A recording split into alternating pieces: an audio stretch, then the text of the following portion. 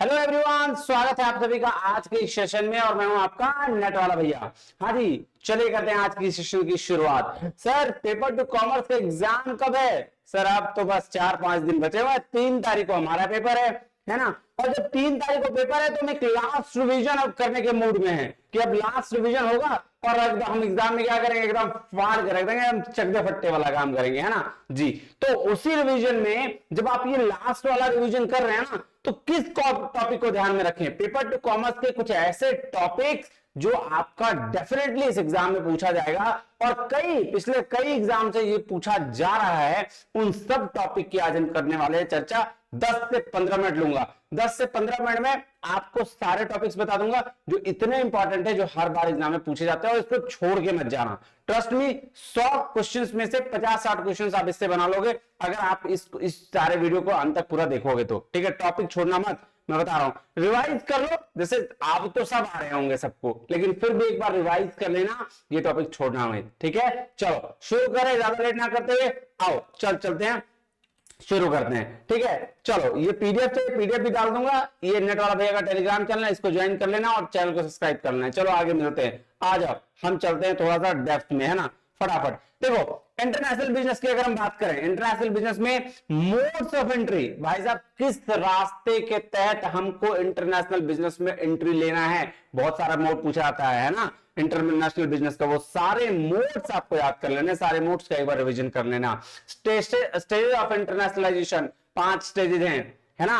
International, multinational, national, है ना sir. ये सारा वाला जो स्टेज है इसको पूरा पूरा याद कर लेना, पूरा पूरा एक बार देख लेना, बहुत ज्यादा इंपॉर्टेंट है, पूछे जाते हैं सर। कई बार तो सीक्वेंस पूछ लिया जाता है और कई बार जो है स्टेजेस के डेफिनेशंस पूछ लिए जाते हैं। ठीक है, उसके बाद है टैरिफ और नॉन टैरिफ बैरियर। सवाल एक रहता ही रहता है, कई बार ऐसा पूछा गया है, तो आप इसको एक बार रिवाइज करने में इसको ध्यान में थोड़ा ज्यादा रखिएगा, इससे आपका एग्जाम श्योरिटी बढ़ जाएगा। थ्योरीज ऑफ इंटरनेशनल ट्रेड 2 तरीके से पूछा जाता है, या तो थ्योरीज दे देगा और उसके ऑथर का नाम दे देता है, उसको मैच द कॉलम में, या फिर थ्योरीज को क्या करना होता है सर, डिफाइन करना होता है, उसको दिया रहता है। तो इसको भी याद रखिएगा। बैलेंस ऑफ पेमेंट एक क्वेश्चन पक्का रहता है, डेफिनेट एक क्वेश्चन पक्का लिख के लीजिए। अब उसके बाद आईएमएफ, वर्ल्ड बैंक और डब्ल्यूटीओ, ये 3 बॉडी, तीनों बॉडी के फंक्शंस, ऑब्जेक्टिव्स याद रखिएगा, वेरी वेरी इंपॉर्टेंट है एकदम। डेट कौन सा इसका बॉडी था, ये सारा चीज आपको ध्यान में रखना है। ठीक है जी, चलिए नेक्स्ट है एफडीआई और उसके टाइप्स, फॉरेन डायरेक्ट इन्वेस्टमेंट और उसके टाइप्स जो है इससे सवाल पूछे जाते हैं, तो इसको बहुत बहुत ज्यादा ध्यान में रखिएगा।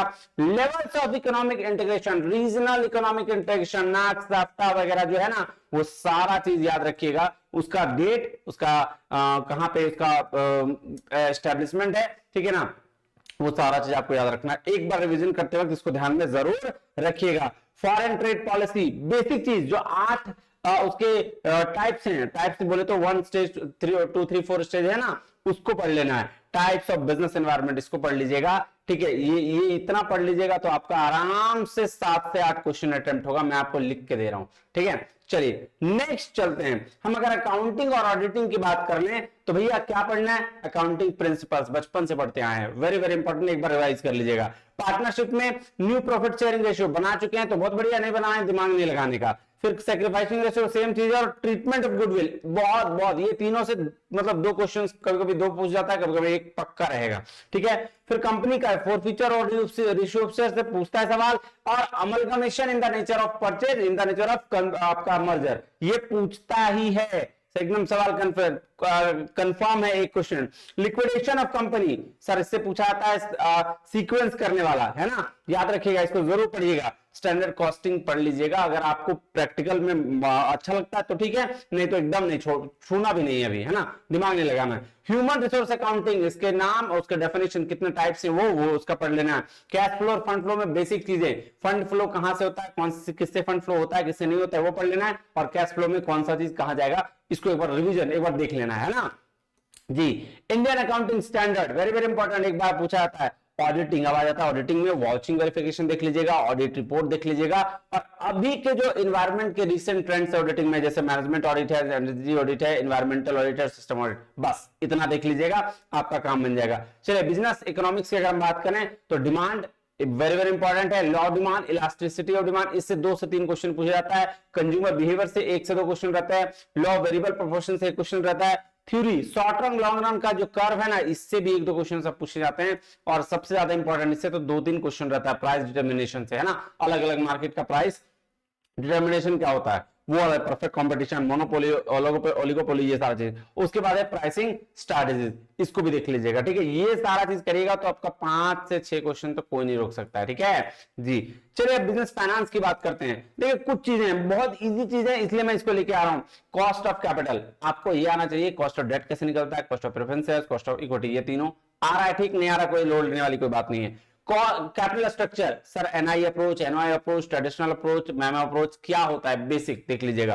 Capital budgeting decision, conventional, non conventional, net present value method, है ना, पीरियड मेथड, ये अकाउंटिंग वाला मेथड, ये सारा चीज देख लीजिएगा, एक बार रिवाइज कर लीजिएगा, क्वेश्चंस पूछे जाते हैं। वर्किंग कैपिटल में 3 अप्रोच, हेजिंग, कंजर्वेटिज्म और एग्रेसिव अप्रोच, सवाल पूछे जाते हैं। डिविडेंड पॉलिसी वाला, Walter model, Gordon model, MM approach और एडीआर जेडीआर, इतना देख लीजिएगा तो 5 से 6 क्वेश्चन आपका पक्का है, लिख के ले लीजिए, है ना। चलिए अब चलते हैं बिजनेस स्टैटिस्टिक्स में। अगर हम बात करें तो सेंट्रल टेंडेंसी में मीन मीडियन में पूछता नहीं है, लेकिन उसके प्रॉपर्टीज पूछते हैं, तो वो उसको ध्यान में एक बार रिवाइज कर लीजिएगा फटाफट।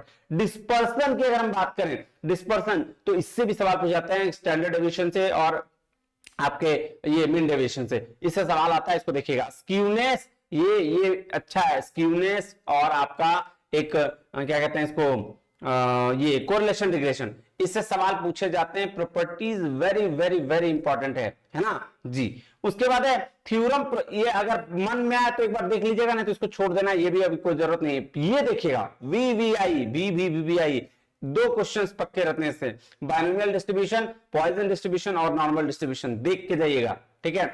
तो इतना अगर कर लेते हैं ना तो 5 से 6 क्वेश्चंस बना लेंगे। और बाकी इसमें रिसर्च का चीज है, तो रिसर्च तो आप पेपर 1 के लिए पढ़े ही होंगे, है ना। चलिए नेक्स्ट चलते हैं, मैनेजमेंट और एचआरएम में क्या क्या है ना, स्पेसिफिक बात कर रहा हूं, क्या क्या पढ़ना है। Principles and functions of management, तो सर टेल और एफडब्ल्यू टेलर, ये दोनों का पढ़ना है, ये दोनों बहुत जरूरी है। इसके बाद जो है बाकी पढ़िए, कम पढ़िए चलेगा, लेकिन फेल और एफडब्ल्यू टेलर का पढ़ना ही पढ़ना है। फॉर्मल ऑर्गेनाइजेशन क्या होते हैं, है ना, स्ट्रक्चर वाला ऑर्गेनाइजेशन कौन सा था, लाइन कौन सा था, लाइन एंड स्टाफ क्या होता है, ये सारा वाला एक बार रिवाइज कर लेना फटाफट फटाफट। मोटिवेशन की जितनी थ्योरीज हैं, ठीक है, मास्लो ने हार्ट की थ्योरी, है ना, ये सारी थ्योरीज जो है 20-25 थ्योरीज है, उसको पढ़ लेना है। और लीडरशिप की थ्योरी एक बार रिवाइज फटाफट कर लेना है। फंक्शंस क्या है एचआरएम के, सोर्स क्या है रिक्रूटमेंट का और सिलेक्शन का भैया, और प्रोसेस कैसे, इंटरनल सोर्स ऑफ रिक्रूटमेंट क्या है, एक्सटर्नल क्या है, उससे सवाल पूछे जाते हैं। सिलेक्शन का प्रोसेस क्या है, प्रोसेस सिलेक्शन, कैसे सिलेक्शन होता है उसका process. Method of training, training में क्या ऑनलाइन मेथड कौन सा है, ऑफलाइन मेथड कौन सा है। फिर मेथड्स ऑफ परफॉर्मेंस अप्रेजल की, जब परफॉर्मेंस अप्रेजल का मेथड्स कौन सा है वो आपको पूछा है। एरर्स, क्या क्या गलती होती है परफॉर्मेंस अप्रेजल में, वो पूछा है। थ्योरी ऑफ वेजेस और इंसेंटिव रिवाइज कर लीजिएगा, फटाफट फटाफट रिवीजन करना है। फिर अप्रोचेस टू इंडस्ट्रियल रिलेशन, है ना। फिर level of workers participation management, 5 level है, इंफॉर्मेटिव, कंसल्टेटिव वगैरह, वो वाला। थ्योरी ऑफ पर्सनालिटी, इसको पढ़ लेना। और सोर्स ऑफ पावर, है ना, पावर से क्वेश्चंस पूछे जाते हैं, और इन दोनों से बहुत क्वेश्चंस पूछे जाते हैं, तो इसको जरूर ध्यान लीजिएगा। ये सारा टॉपिक्स बहुत इंपॉर्टेंट है, क्वेश्चंस पूछा जाएगा, याद रखिएगा। चलिए अब बैंकिंग में आते हैं, बैंकिंग और फाइनेंशियल इंस्टीट्यूशन। अगर हम बात करें types of banks with, commercial bank, regional bank क्या होता है, कब आया था, फॉरेन बैंक और कोऑपरेटिव बैंक क्या क्या होता है, बेसिक इंफॉर्मेशन देख लीजिएगा। आरबीआई का फंक्शंस, मॉनेटरी पॉलिसी कैसे वो काम करता है, ये देख लीजिएगा। बैंकिंग सेक्टर में क्या रिफॉर्म्स हुए, बेसल नॉर्म्स, एक क्वेश्चन पक्का पक्का। उसके बाद है एनपीए मैनेजमेंट, एक क्वेश्चन पक्का। नॉन परफॉर्मिंग एसेट्स मैनेजमेंट, कई बार सवाल पूछा गया है। म्यूचुअल फंड और पेंशन फंड के बारे में, एनबीएफसी के बारे में, है ना। डिजिटल पेमेंट सिस्टम थोड़ा सा इसके बारे में, और इंश्योरेंस का एक क्वेश्चन तो यहां से पक्का रहेगा, पक्का एक क्वेश्चन रहेगा, देख लीजिएगा। इंश्योरेंस टाइप से तो पूछ लीजिएगा, पढ़ लीजिएगा। चले अब आते हैं मार्केटिंग में। मार्केटिंग का approach, STP, segmentation, targeting, positioning में छाटने वाला रहता है ना, कि कौन सा ज्योग्राफिकल लोकेशन है, कौन बिहेवियरल है, कौन, इसको एक बार देख लीजिएगा, very very important. Product decisions में आपको प्रोडक्ट लाइन पढ़ लेना है, कौन सा लाइन है, फर्स्ट लाइन क्या है ना, ये देख लेना है। प्रोडक्ट लाइफ साइकिल बताना है, इंट्रोडक्शन, ग्रोथ, मैच्योरिटी, डिक्लाइन के अंदर क्या क्या चीजें आती है वो पढ़ लेना है। न्यू प्रोडक्ट डेवलपमेंट का प्रोसेस कैसे होता है, न्यू प्रोडक्ट डेवलपमेंट उसको देख लेना है। प्राइसिंग डिसीजन, कैसे हम प्राइसिंग डिसीजन लेते हैं, कौन कौन सा फैक्टर होता है इसको डिटरमाइन करने के लिए, वीवीआई क्वेश्चंस पक्का। प्रमोशन डिसीजन, प्रमोशन मतलब भाई साहब सेल्स क्या किससे करना है, प्रमोशन के मेथड क्या है, एडवर्टाइजमेंट क्या है, पर्सनल सेलिंग क्या होती है, पब्लिसिटी क्या होता है, एक बार देख लेना है। और एडवर्टीजमेंट से रिलेटेड 3-4 मॉडल है, उसको देख लीजिएगा, जरूर देख लीजिएगा। चलिए, चैनल्स ऑफ डिस्ट्रीब्यूशन हो गया और कंज्यूमर बिहेवियर। ये कंज्यूमर बिहेवियर कैसे कंज्यूमर चीजों को इन्फ्लुएंस होता है सामान खरीदने के लिए, factor of influencing consumer buying decision. तो ये बात इसको देख लीजिएगा, आपका मार्केटिंग में 6 से 7 क्वेश्चंस बन जाएगा। ठीक है, चलिए नेक्स्ट, लीगल एस्पेक्ट्स। कुछ एक्ट पढ़ने हैं, 1 2 3 4 5 6 7 एक्ट है तो 12-14 एक्ट, लेकिन आपको यही पढ़ना है। और उसमें भी कुछ बहुत लिमिटेड। इंडियन कॉन्ट्रैक्ट एक्ट पढ़ लीजिएगा, जिसमें आपको वैलिड कॉन्ट्रैक्ट क्या होता है ये जानना हो, कैपेसिटी ऑफ पार्टीज क्या होती है, फ्री कंसेंट क्या होता है, डिस्चार्ज ऑफ कॉन्ट्रैक्ट क्या होता है ये जानना हो, sales of goods act, sales of goods act क्या हुआ, प्राइस ऑफ सेल्स और एग्रीमेंट टू सेल क्या होता है, इसके बारे में थोड़ा पढ़ लीजिएगा। Rights of unpaid seller and rights of buyer, very very important. सेवर टेम्परेचर क्या होता है एक लाइन में पढ़ लीजिएगा। Let the buyer beware. चलिए, नेगोशिएबल इंस्ट्रूमेंट एक्ट में थोड़ा सा उसका कब क्या कैसे आया ये देख लेना, और टाइप्स पीबीसी याद रखना है ना, 456 सेक्शन 456 इसको पढ़ लीजिएगा। उसके साथ कंपनीज एक्ट में आपको देखना है कंपनी कितना टाइप्स की होती है, कि आपको कंपनी का फॉर्मेशन का प्रोसेस क्या है, मीटिंग्स कौन कौन सी होती है ना, बस ये 3 चीज देख लीजिएगा, कंपनी में आपका सवाल नहीं छूटेगा। कंपटीशन एक्ट में ऑब्जेक्टिव और उसके मेन प्रोविजंस देख लीजिएगा। आईटी एक्ट में very very important cyber crime का जो पेनाल्टीज है, सेक्शन 45 से सेक्शन 66C तक और 70 तक, वो अगर एक बार देख लीजिएगा तो आपका एक क्वेश्चन इससे 2 क्वेश्चन कंफर्म रहता है। आरटीआई और उसका कुछ मेन प्रोविजन जो सेक्शन 8 से सेक्शन 19-20 तक है वो देख लीजिएगा। वेरी वेरी वेरी इंपॉर्टेंट जो मैं बता रहा हूं, ये इसको करके जरूर जाइएगा, और जो जो देखेगा या यकीन मानिए उसका कंफर्म है कि इसमें से क्वेश्चंस मैच कर जाएंगे। फिर है इनकम टैक्स, बहुत बेसिक चीज देखना है, ज्यादा भारी भरकम नहीं देखना है। रेसिडेंशियल स्टेटस कैसे निकलता है, एग्रीकल्चर इनकम में डिफरेंस क्या है, डिडक्शन जो 80C से 80U तक का है वो, फिर ग्रोस टोटल इनकम कैसे निकालना, और टैक्स का स्लैब रेट क्या होता है ये तो देख सकते हो ना, इजी है। फिर कंप्यूटेशन ऑफ ग्रॉस सैलरी, अगर ग्रॉस सैलरी का आता है तो ठीक है, नहीं तो कोई बात नहीं। ग्रॉस एनुअल वैल्यू वही है ना, हाउस प्रॉपर्टी में जो निकालना आता है, ठीक है, म्युनिसिपल टैक्स ये वाला, तो इसको याद कर लेना। सेटअप और कैरी फॉरवर्ड, बस एक आधा पेज में होता है सारा, रिवीजन कंप्लीट। उसके बाद डबल टैक्सेशन अगर आपको आता है तो ठीक है, तो कोई बात नहीं। हाँ, ये पढ़ लेना, tax plan, corporate tax planning में प्लानिंग क्या होता है, आपका टैक्स प्लानिंग क्या होता है, टैक्स चोरी क्या होता है, टैक्स अवॉइडेंस क्या होता है ना, टीडीएस और टीसीएस याद रखिएगा, और forms of ITR, income tax return का फॉर्म्स जो फिल करते हैं ना वो वाला देखिएगा। इतना कर लीजिएगा तो 5 से 6 क्वेश्चन आपको बन जाएगा।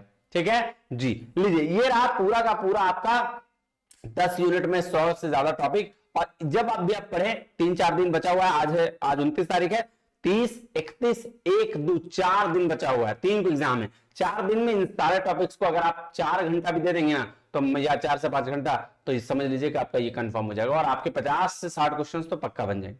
ठीक है, तो बढ़िया से पढ़िएगा, wish you all the very best. चलिए, आपको एग्जाम के लिए फिर मिलते हैं आपको 2 तारीख को। ठीक है, चलिए, आपके मोरल को बूस्ट करने के लिए। थैंक यू वेरी मच, जय हिंद।